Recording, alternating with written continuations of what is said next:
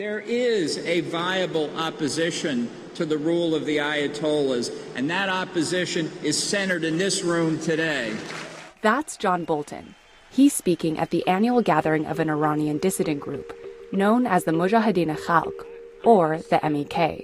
Bolton has long been vehemently opposed to the Iran nuclear deal and to having dialogue with the Iranian government.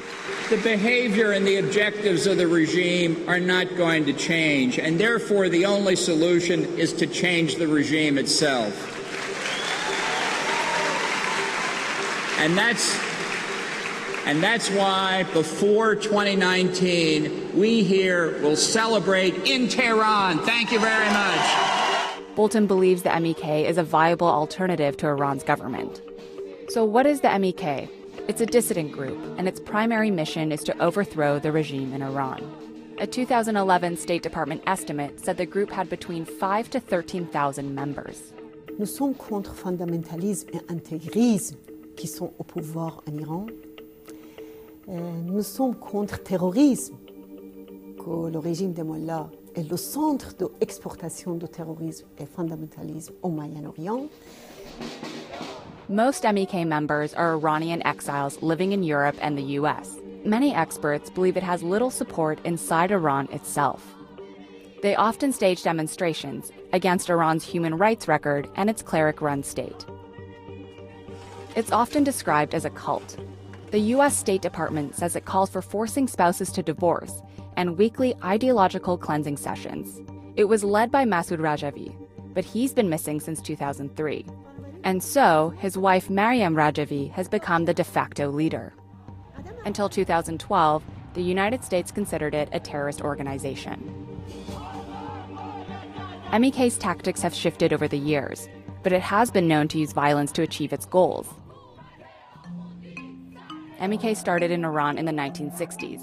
In the 1970s, it carried out anti-regime activities against the Shah, right up until the Islamic Revolution in 1979.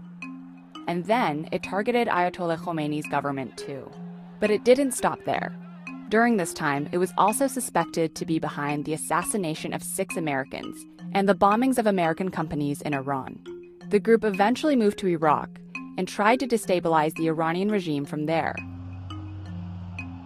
But after Saddam Hussein was toppled, the country grew too dangerous for them, even with US troops present. MEK was still a pretty undesirable group, but that we did not want to watch it be slaughtered in Iraq. Today, Bolton isn't the only public figure to find common cause with the MEK. Rudy Giuliani, former DNC chair Ed Rendell, and Trump Transportation Secretary Elaine Chao have spoken at or attended MEK's national conference. The group also has an aggressive lobbying arm and seems to have deep pockets. The amusing thing is that the MEK will try to buy pretty much anyone. And I was approached to do events in support of the MEK. I know a number of other former government officials who found them truly detestable also were approached. You know, it's really something to have someone on the phone offering you $15,000 or $20,000 to appear at a panel discussion, because that doesn't happen for former diplomats every day.